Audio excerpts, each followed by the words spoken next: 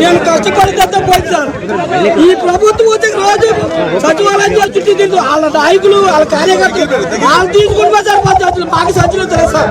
మేము పొద్దు నుంచి సంతాల దాకా తిరిగినా ఇదిగో ఈ రోజు మీరు వస్తారని చెప్పి పుల్లాన్ని తిప్పారు సార్. ఇప్పుడు ఫోన్ చేసి మీరు రాని సజ్జానికి పోతున్నారు సార్. మీరు వస్తారు మనం గల్లీ రాజ్యాన్ని గారు రాజశేఖర్ గారు మాధురి అందరూ ధర్నా చేస్తే ఈ సజ్జలు పంపించి మీరు వస్తారని అందరినీ సచివాలయం ఇది మీ సార్. మేము కాకుపడి సార్ గుంటూరు పట్ల కాకుపడి సార్ రామయ్య గారు సార్ మా గల్లీ రాజ్యాలు గారు సార్ డెల్టా గ్రామాలకి పులి పెట్టి సార్ ఆయన మాకు నీళ్ళు ఎద్దడైతే సార్. నీళ్ళు ఎద్దడైపోతే ఏ టైంలో ఫోన్ చేసినా మన ప్రభుత్వంలో కష్టపడి చెమటూర్చి బూట్లు వేసుకుని చేయాలని తిరిగిన నాయకులు సార్ మా గల్లీ వేరాంజల్ గారు. ఆయన ద్వారా కూడా చేస్తుంది నాకు ముగ్గురు ఆడుతున్నారు సార్. ఈ ప్రభుత్వం వాళ్ళ పిల్లలకు చదువు అనిపించింది 2-3 రోజులు బట్టి 13వ తారీఖుని కోరుకోతాను సార్. ఇప్పుడు సంచిలో కూడా సార్ నా ధాన్యం అంతా రోడ్డు మీద కూడా సార్ ఇవాళ సంచిలో అంటే నేను ఏం చేయాలి సార్? ఈ సాయంత్రం ఎక్కడికి పోయి మొత్తాలు పోయింది 10 ఎకరాలు 150 మొత్తాలు పోయి సార్. నేను మెల్ల పుత్తులు బంగారం తాకట్టు పెట్టి నేను ఇవన్నీ కూడా ఎలా కట్టాను సార్ చిత్తులు చేసింది ఈ నాయకులందరూ కూడా సార్. ఇక బ్యాండ్ మొన్న మా మహానాయుడు ఉపయోగించి పెట్టి ఒక పుట్టులో చేసుకుంటే సార్ బ్యాంకులో పెడితే పెన్షన్ తీసేసి నేను ఇంతప్పుడు కొట్టి చిన్నపిల్లలు కూడా తెలిసి నాయకులు సార్ మా బాధ సార్ పోలీసులు పంపించి వాలంటీర్లు పంపించి బ్యానర్ తీసేదాకా ఎస్సీ గారు ఫోన్లు కలెక్టర్ గారు తీసి ఫోన్లు చెప్పించి మమ్మల్ని అందరూ కూడా ఇబ్బంది పెట్టి ఆ సంచులు వస్తే ఆ నాయకులు వాళ్ళే తీసుకుంటారు సార్. మాకు చాలా ఇబ్బంది పెట్టేస్తారు సార్. ఒక నాయకుడు మామూలుగా ఒక వాళ్ళ సామాజిక ప్రజల్లాగా చూస్తారు సార్. మమ్మల్ని ఎంత తొక్కేస్తారంటే అంత అనుగు తొక్కేస్తారు సార్. మాకు చాలా బాధ ఉంది సార్. మేము కడుపు ఆగలేకపోతుంది సార్. మీకు వందలు సార్ మీ ప్రభుత్వంలో ప్రజలందరూ కూడా ఆ పండితుడికి ఎన్ని పెడతారు తన పేరు రాసినట్టు మేము తిన్నాం సార్. దాన్ని మేము తిన్నాం ఈ మాత్రాన్ని మట్టుకోవాలి చేస్తారు సార్. మా దగ్గర చేతులు పెట్టి ఒకరోజు సీఎంని మా అందరినీ గంగలో ముంచేస్తారు ఆ జగన్మోహన్ రెడ్డి. ఇది సార్ మాకు చాలా బాధగా ఉంది సార్. మీరు మన ప్రభుత్వంలో ఇది గతంలో ఎలా చేశారు మన గెలిచి చూపిస్తాం ఆ టైంలో కూడా మా రైతులందరూ కూడా ఇది ఎలాగ చేశారు ఆ పరిపాలన చేయాలి సార్. రైతులే సార్ దాంట్లో పంపితే అక్కడేమో బద్దకు వచ్చి 40 రూపాయలు కట్టి కానీ మా పంపించింది ఆయనండి వాళ్ళు తినేస్తారు సార్. వచ్చిన సీఎం బ్యాంకులోకి వేస్తాను సార్. సీఎం గారికి ఆయన తిట్టకు లేదమ్మా మా డబ్బులు బద్దకు వచ్చి 150 రూపాయలు కట్టికి వస్తే మేము ఎలా బతకాలి సార్?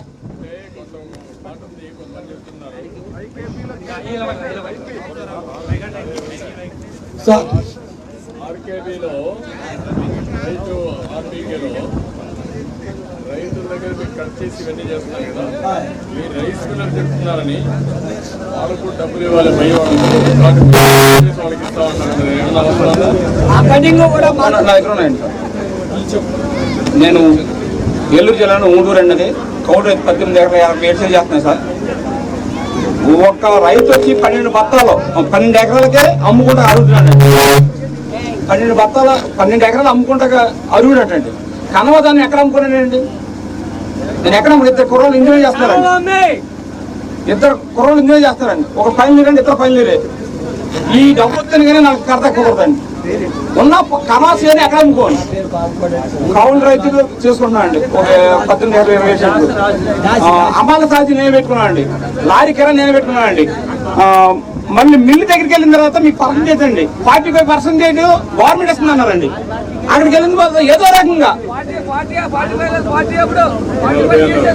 మళ్ళీ 40 అన్నారండి. 40 ముందు అన్నారు, తర్వాత పెంచారండి. అయినా సరే రైతు దగ్గర అక్కడ మిల్లు దగ్గరికి వెళ్ళిపోయిన తర్వాత తూకం వేసిందండి. మళ్ళీ తూకంలో కాదండి, నేను ఇక్కడ అమ్మాల సాధ్యం పెట్టి తూకం వేసి కాడ తూకం వేసుకుని మళ్ళీ ఏబీ చేసుకుని నా దగ్గర రసీదులు ఉంచుకుని వెళ్తే మళ్ళీ అక్కడికి వెళ్తే మిల్లు దగ్గరికి వెళ్ళినారని 2 క్వింటాలు కాదన్నారండి.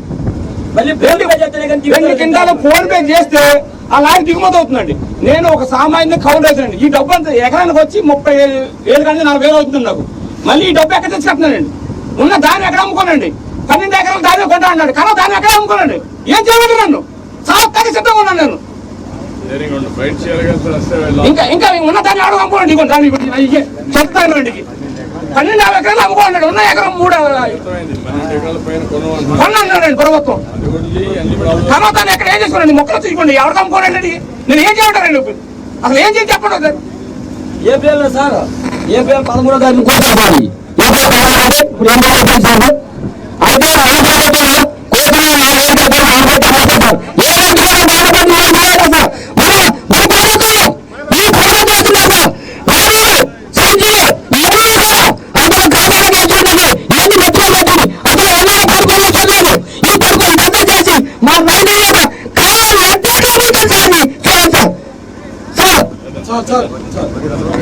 ఇగోండి కౌలు రైతు రండి, ఇగోండి మొత్తం ఇగోండి నా రైతు నేను చేసిన కనవదానం అమ్ముకుంటా కూడా దాలేదండి. ఇప్పుడు ఆన్లైన్ కాలేదన్నా ఇది ప్రాబ్లం.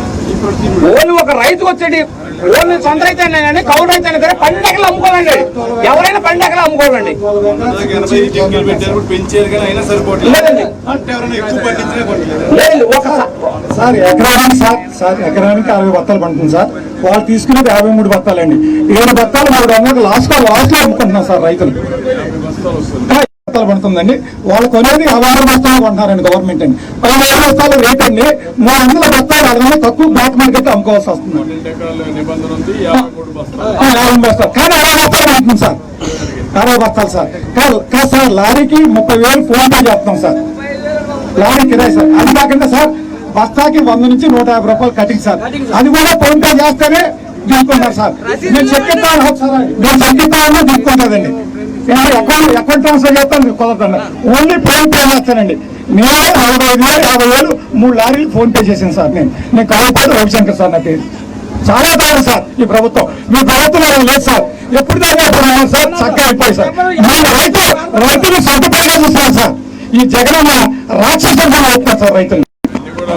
ఇదిగోండి సార్, నేను సోపు వేసుకుంటే అక్కడ మిల్ దగ్గరికి వెళ్ళి కూడా 2 క్వింటాలకు తేరండి. 2 క్వింటాలకి 27,000 కట్టున్నాడు.